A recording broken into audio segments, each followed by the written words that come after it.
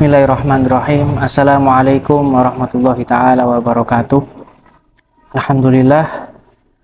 Wassalatu wassalamu ala rasulillah Sayyidina Muhammad ibni Abdillah wa ala alihi wa sahbihi wa mawalah wa la hawla wa la quwata illa billah.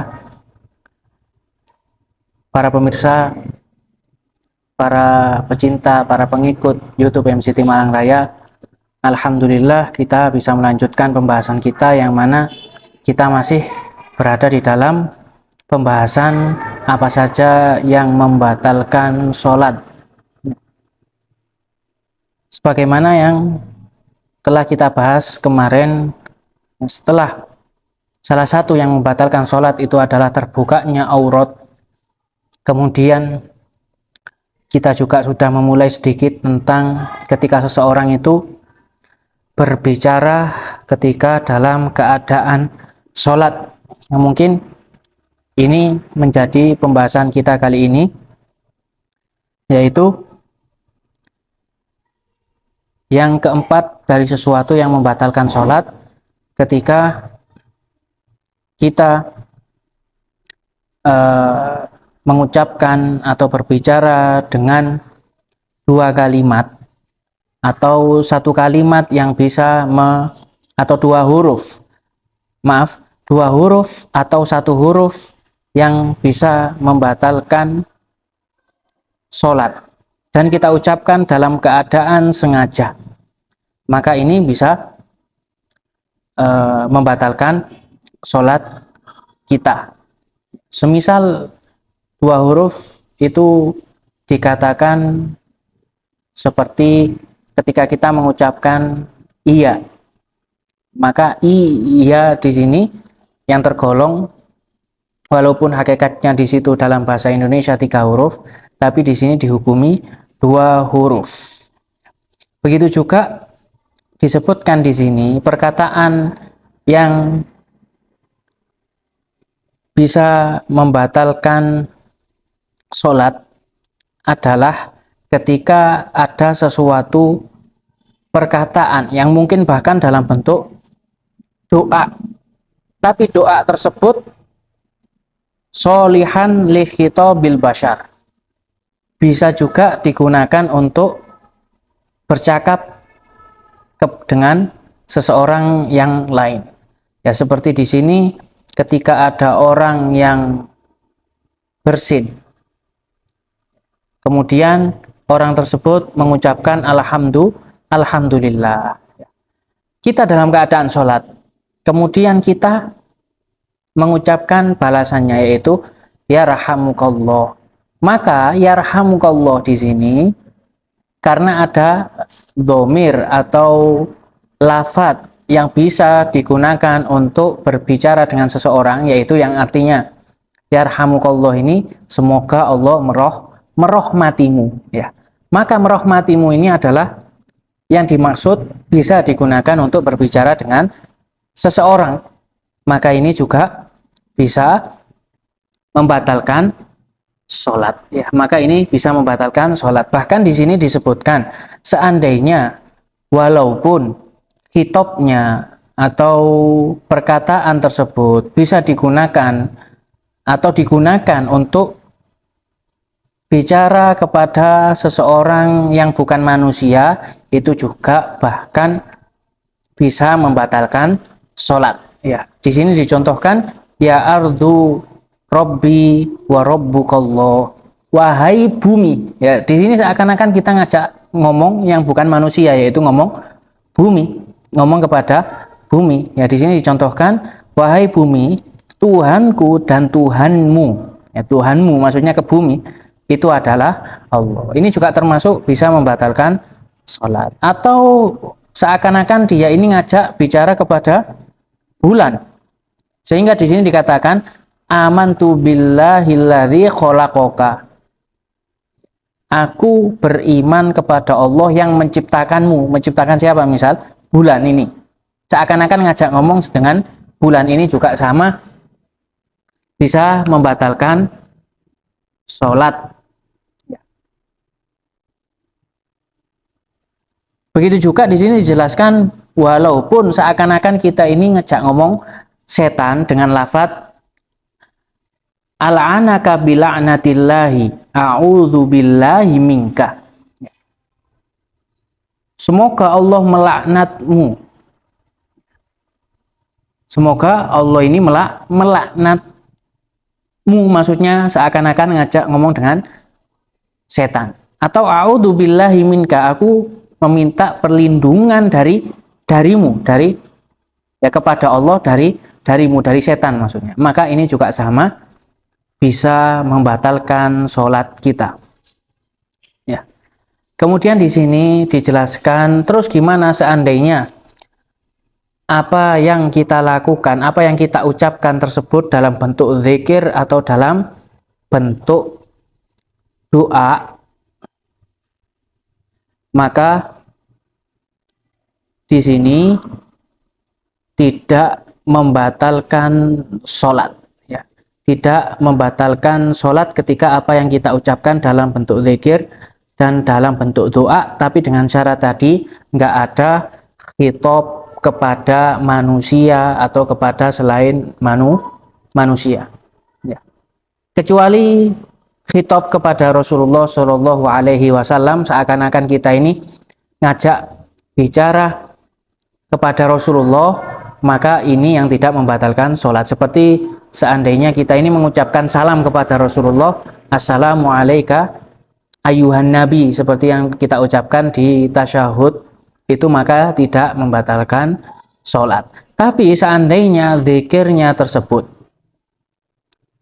itu mengandung khitab, ya, mengandung khitab itu maksudnya bisa digunakan untuk berbicara dengan seseorang, seperti yarhamukallah, semoga Allah merahmatimu. Lah ini kan berarti mu ini kan lafadz kamu ini kan yang digunakan untuk berbicara dengan seseorang. Beda lagi dengan seandainya kita ganti domirnya itu dengan domir yang ghaib, ya rahamuhullah, semoga Allah merahmatinya. Maka nya ini tidak bisa digunakan untuk berbicara, maka ini tidak membatalkan sholat. Dan karena apa yang kita ucapkan tadi itu juga dalam bentuk doa, ya. Apa yang kita ucapkan tadi itu dalam bentuk doa. Kemudian di sini ada suatu permasalahan yang disebutkan bahwasannya walau qalal musolli inda sama'i ismihi sallallahu alaihi wasallam, seandainya orang yang sholat kemudian dia ini mendengar namanya Rasulullah sallallahu alaihi wasallam, kemudian orang tersebut mengatakan alaikasalam ya Rasulullah, maka di sini dikatakan tidak membatalkan sholat, tidak membatalkan sholat.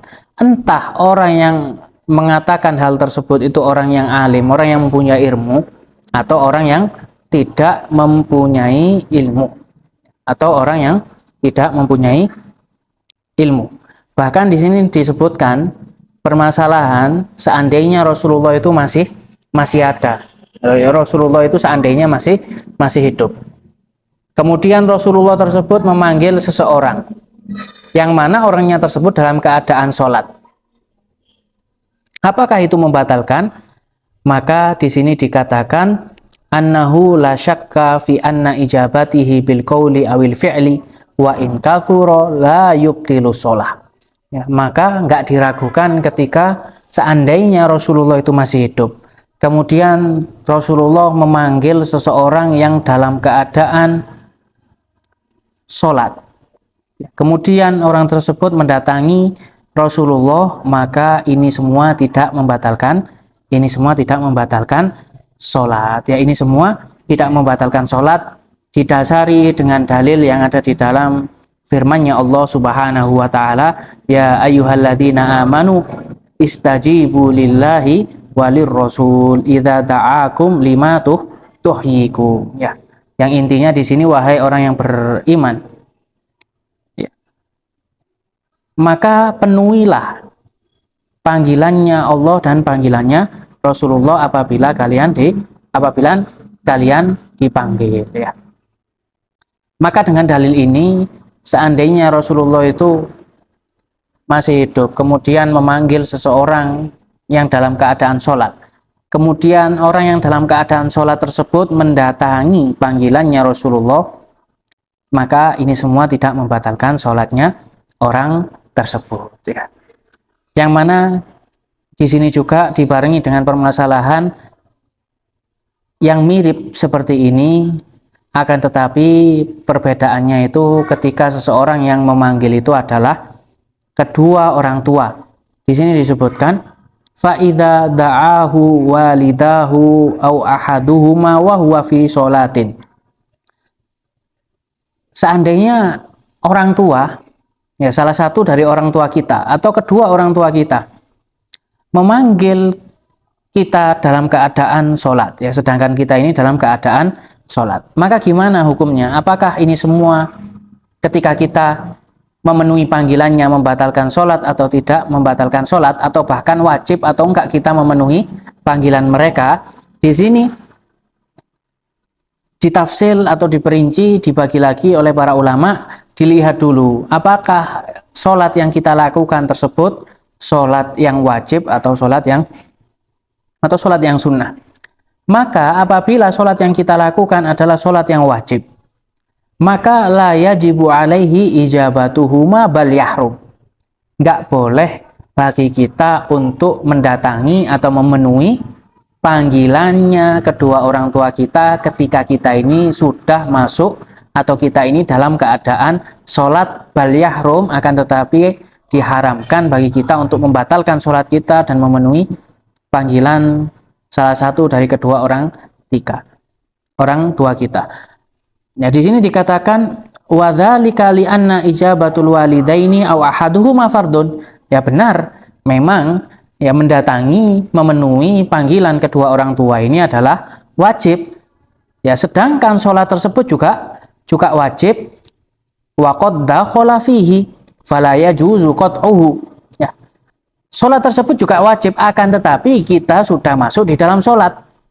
Dua-duanya ini wajib, tapi karena kita sudah terdahulu atau lebih dahulu melakukan wajib yang lain, maka panggilan orang tua yang juga wajib ini tidak bisa memutuskan wajib yang lain atau membatalkan wajib yang lain, yaitu sholat yang sedang kita lakukan sekarang ini. Ya, maka nggak boleh untuk dibatalkan atau diputus. Ya, akan tetapi seandainya sholat yang kita lakukan ini adalah sunnah, maka ya wajib bagi kita untuk memutus atau membatalkan sholat kita dan kita memenuhi panggilan kedua orang tua kita. Ya, jelas di sini karena alasan tersebut atau karena alasan memenuhi panggilan kedua orang tua itu adalah wajib, sedangkan sholat yang sedang kita lakukan sekarang ini adalah sholat sunnah, maka sesuatu yang wajib ini harus didahulukan daripada sesuatu yang sunnah.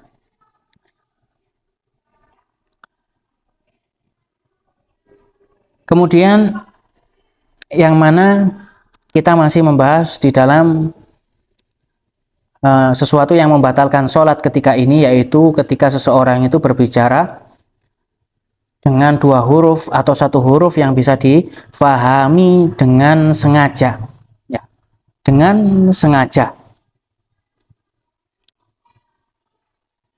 Maka seandainya orang tersebut itu lupa bahwasannya dia ini di dalam keadaan sholat, atau seseorang tersebut ya nggak sengaja untuk mengucapkan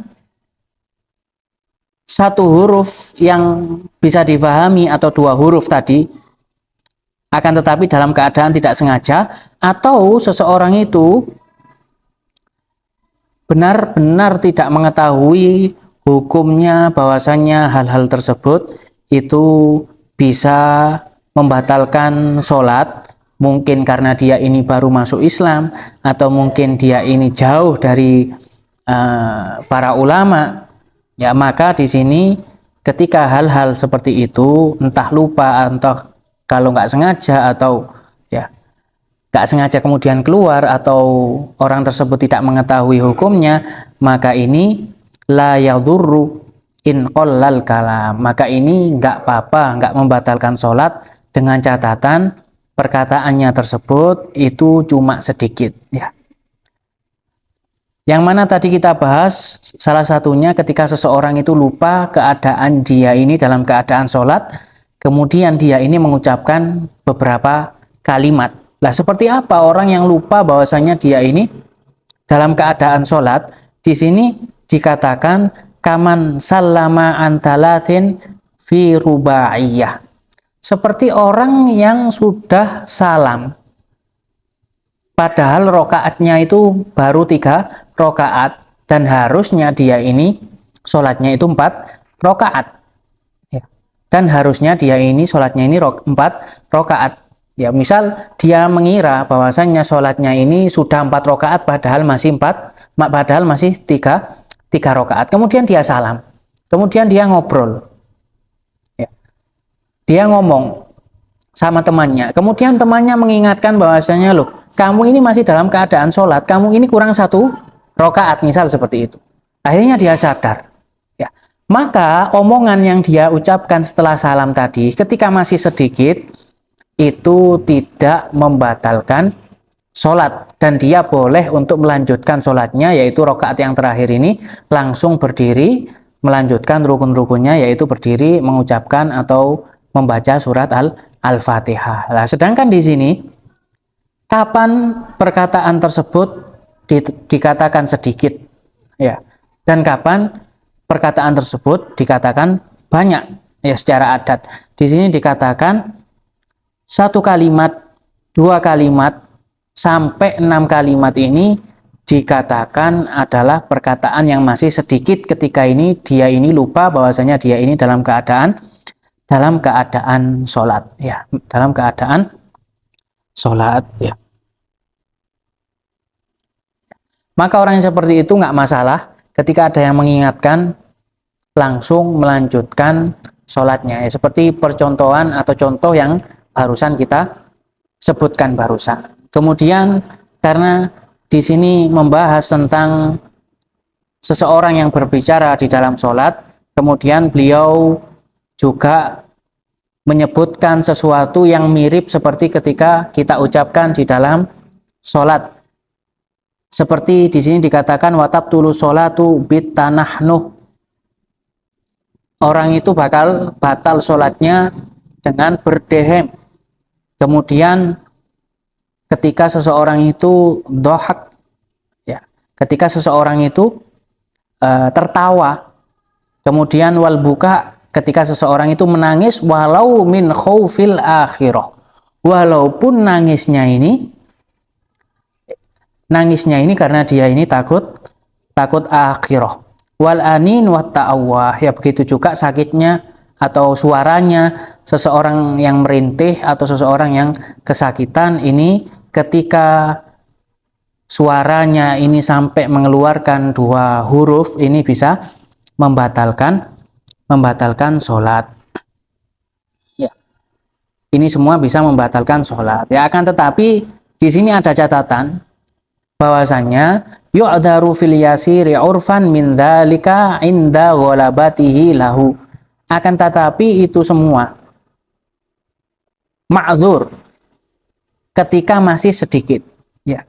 Tidak apa-apa ketika masih sedikit, tapi dengan syarat apa? Inda ghalabatihi, ketika dia tidak bisa menahannya, ya. Ketika dia tidak bisa menahannya. Akan tetapi kalau itu semua sampai banyak, secara umumnya, secara adat itu tergolong banyak, seperti orang tanah nuh berdehem berkali-kali terus, ya, sampai apa itu? Sampai dihitung banyak, maka ya ini semua bisa membatalkan sholatnya. Ini semua bisa membatalkan sholatnya, ya, kecuali seseorang yang apa itu? Illa idza soro marodon mulaziman lahu, kecuali seseorang tersebut dalam keadaan sakit, ya, sehingga mungkin dia harus batuk-batuk terus. Maka di sini orang yang dalam keadaan sakit, mungkin dia ini harus batuk terus. Yang penting, ya, dengan catatan, ya, batuknya tersebut nggak sampai menyamai semua waktu sholatnya dia. Misal dia ini batuk dari awal sampai akhir nyambung semua, ya ini yang bisa membatalkan sholat. Tapi seandainya batuknya tersebut batuk kemudian terputus-putus kemudian batuk lagi, ya, yang mana sekiranya batuknya tersebut tidak sampai sama dengan lamanya dia ini sholat, maka ini nggak masalah, ya. Begitu juga orang yang tanahnuh tadi itu diberikan rukhsah atau kekhususan ketika dia ini mungkin kalau nggak berdehem atau tanahnuh tadi, dia ini bakal sulit untuk membaca rukunnya sholat.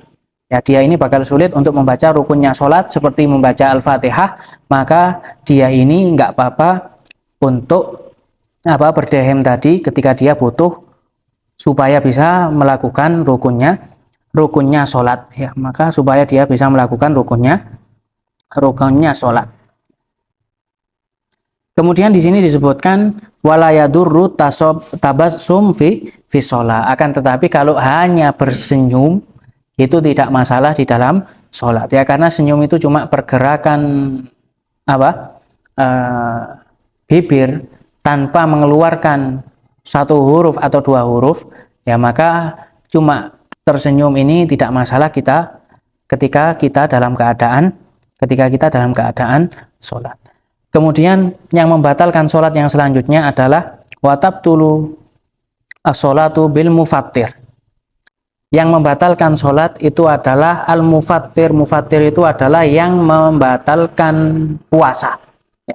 Maka apapun yang membatalkan puasa di sini disebutkan apa sih mufattir itu? Contohnya seperti apa sih? Walau kharajat nakhamatun min nahwi ra'sihi thumma jadabahu ila dhahiril fammi thumma ibtala'ahu. Apabila seseorang ini keluar dahak yang keluar dari kepalanya,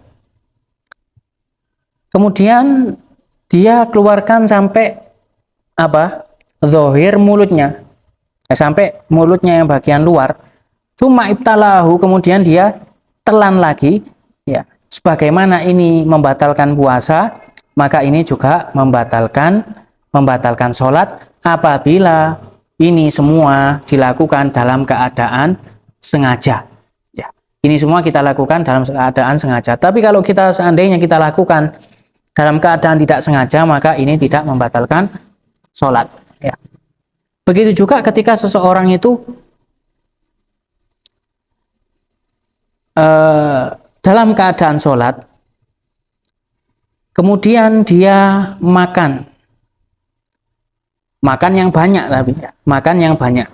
Walau kana nasiyan au jahilan au ghairahuma. Meskipun orang tersebut dalam keadaan lupa atau dalam keadaan tidak tahu hukumnya, maka makan yang dalam porsi yang banyak. Walaupun dia ini nggak tahu hukumnya atau dia ini nggak sengaja atau lupa, maka ini membatalkan sholat. Ya. Loh, terus kalau ada pertanyaan, bukannya orang yang puasa ketika dia ini lupa bahwasanya dia ini puasa kemudian makan ketika banyak, walaupun banyak itu tidak membatalkan puasa, maka di sini disebutkan perbedaan antara sholat dan puasa, yang mana dikatakan bahwasanya ada mubutlani saumi bihi lil jahili wan nasi anna sholata dzatu af'alin mandhumatin wal kathiru min dzalika yaqta'u nadhmuha. Ya, bahwasanya karena sholat tersebut itu mempunyai pekerjaan atau gerakan-gerakan yang khusus yang sudah yang teratur. Ya. Sedangkan makan yang banyak ini bisa merusak aturan sholat sehingga dia ini tidak dikatakan melakukan sholat. Ya, bisa dinamakan dia ini tidak sholat dengan makan yang banyak tadi. Ya, bikhilafis shaum, berbeda dengan puasa. fa innahu kafun. Ya, karena sholat ini cuma menahan dirinya supaya tidak kemasukan apa saja yang membatalkan puasa, dan tidak ada gerakan yang khusus yang dilakukan ketika seseorang itu menjalankan ibadah puasa. Ya, maka ketika seseorang itu lupa kemudian makan banyak dalam keadaan puasa, itu tidak sampai membatalkan. Ya, tapi kan sholat, sedangkan sholat ini kan pekerjaannya ini sudah ma'ruf, sudah diketahui. Ya, seandainya dia ini kok lupa dalam keadaan sholat, dia ini makan banyak, maka ini semua bisa merusak